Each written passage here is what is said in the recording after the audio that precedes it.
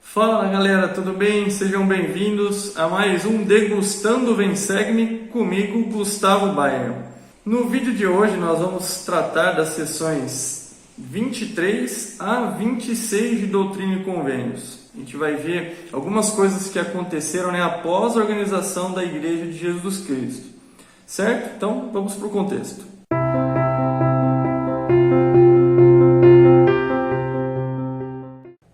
Pouco tempo depois de ter sido organizada a Igreja de Cristo, Joseph foi abordado por Oliver Cowdery, Hiram Smith, Samuel Smith, Joseph Sr., seu pai, e também Joseph Knight. Todos queriam saber qual que seria o papel deles dentro da restauração ou dentro da igreja organizada. Na seção 23, nós temos um breve relato dos deveres que foram passados para cada um deles nessa ocasião.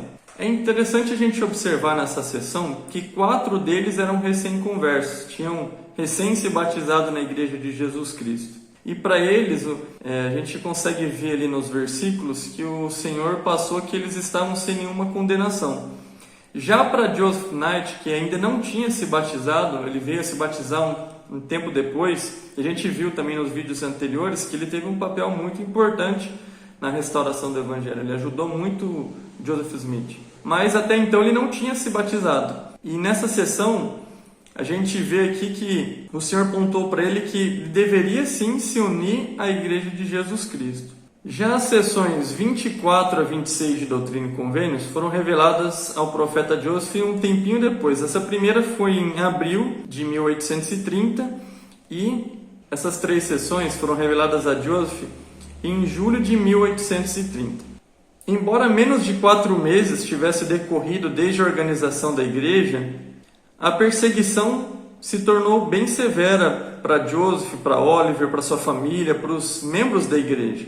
A gente pode observar nessas sessões que foram revelações para buscar fortalecer esses membros, buscar instruí-los, confortar eles nesse momento de dificuldade.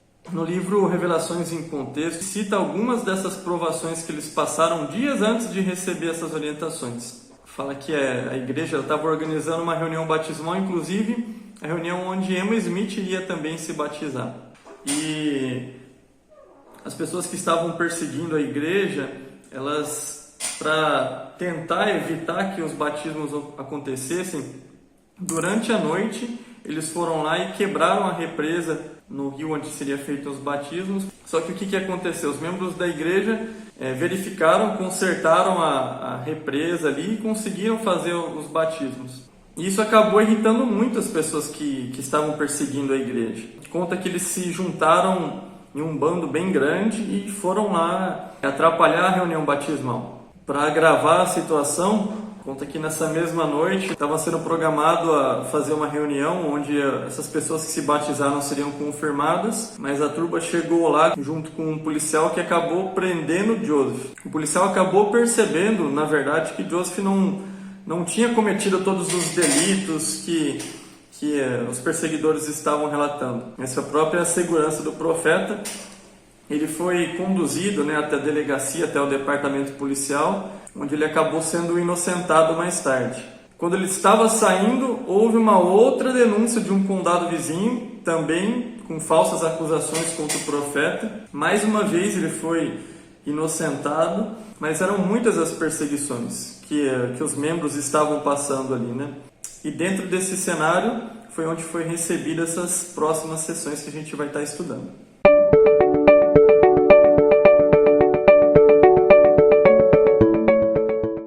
Na seção 23 de Doutrina e Convênios, a gente vê que em algumas ocasiões é falado ali sobre os deveres daquelas pessoas que procuraram Joseph para saber qual que é o papel delas na restauração. Para 3 deles é falado que o papel deles seria fortalecer a igreja. Por exemplo, no versículo 3 a gente vê o seguinte: E eis que te digo algumas palavras, Hiram, e teu chamado é exortar e fortalecer a igreja continuamente. No versículo 4 também diz sobre fortalecer a igreja. Ele diz que teu chamado é para exortar e fortalecer a igreja. E ao estudar esses versículos, eu ponderei aqui sobre 4 maneiras as quais a gente pode fazer para fortalecer a igreja, ou fortalecer nossa ala, enfim. 4 maneiras que a gente tem para estar fortalecendo a igreja. 4 maneiras de fortalecer a igreja. O primeiro ponto que eu penso que é essencial para que a gente possa fortalecer a igreja é que nós precisamos nos fortalecer. Não tem como eu fortalecer alguém se eu não estou me sentindo forte, se eu não estou bem. Então, como que eu posso fazer isso? Pelo estudo das Escrituras, por meio do jejum, da oração, de se fazer adequadamente o Vem Segue-me, fortalecendo minha família, estando bem no Evangelho. A segunda maneira que a gente tem também para estar fortalecendo a igreja é cumprindo nossos chamados com excelência.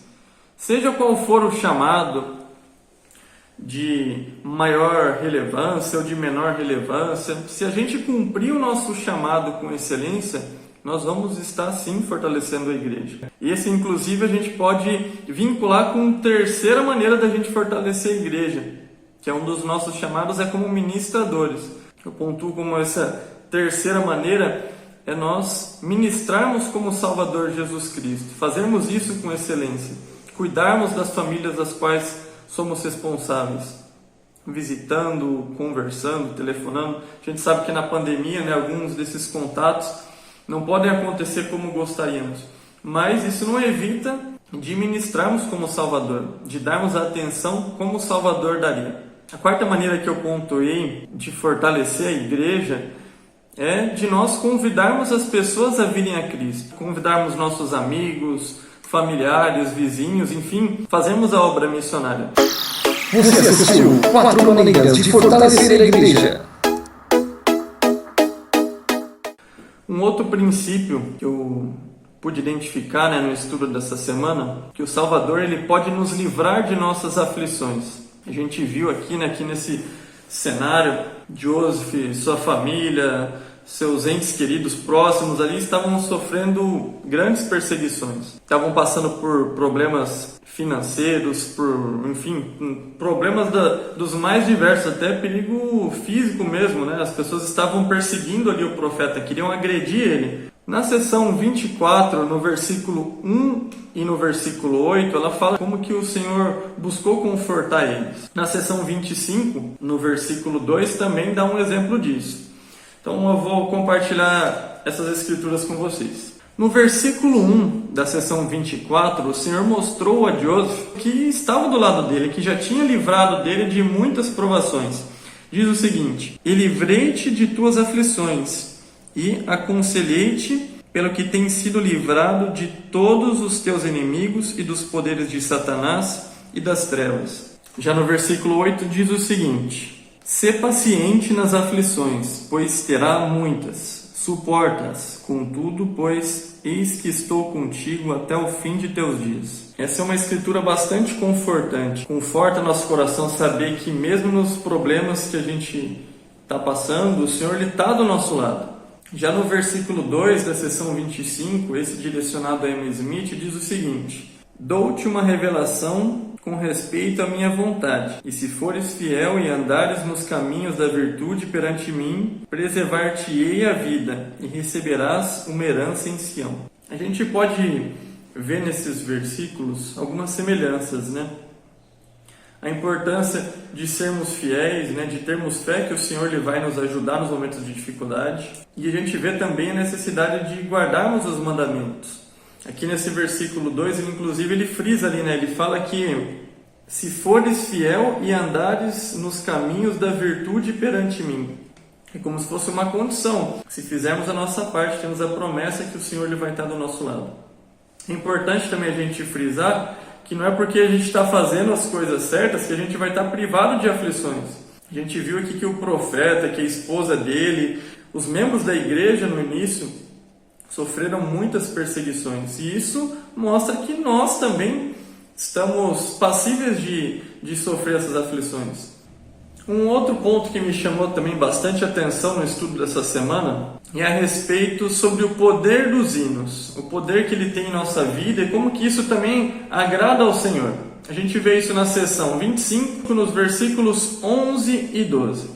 Nessa seção a gente viu que uma das designações que ficou para Amy Smith era para que ela selecionasse alguns hinos, né, para que fossem cantados na Igreja de Jesus Cristo.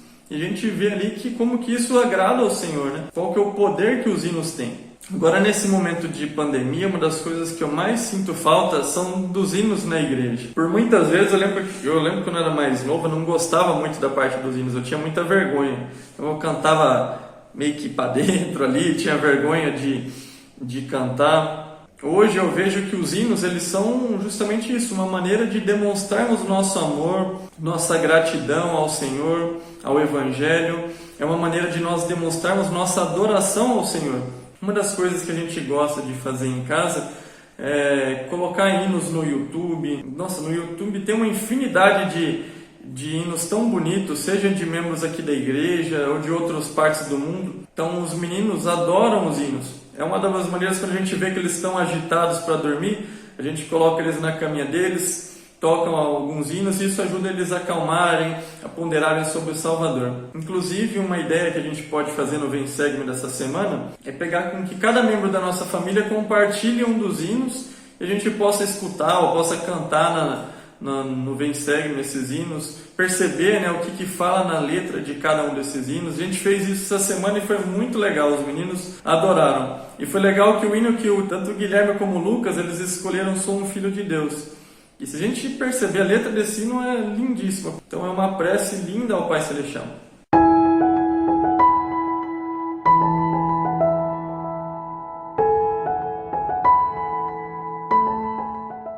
Para o estudo dessa semana, eu separei duas perguntas para que a gente possa ponderar, possa meditar de como que a gente pode aplicar o Evangelho melhor na nossa vida. A primeira pergunta é a seguinte: o que posso fazer para fortalecer a Igreja de Cristo?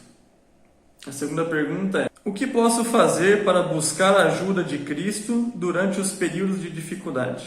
Certo, gente? Espero que vocês tenham gostado do vídeo dessa semana, que tenha ajudado vocês de alguma maneira. Se tiverem sugestões, dicas ou algo que vocês queiram compartilhar, deixem aqui nos comentários. Não deixem de dar aquele joinha, ajuda bastante. Compartilhem também com outras pessoas. E nos vemos no vídeo da semana que vem. Até mais, gente. Tchau, tchau. Por exemplo, ali no versículo 2 diz o seguinte: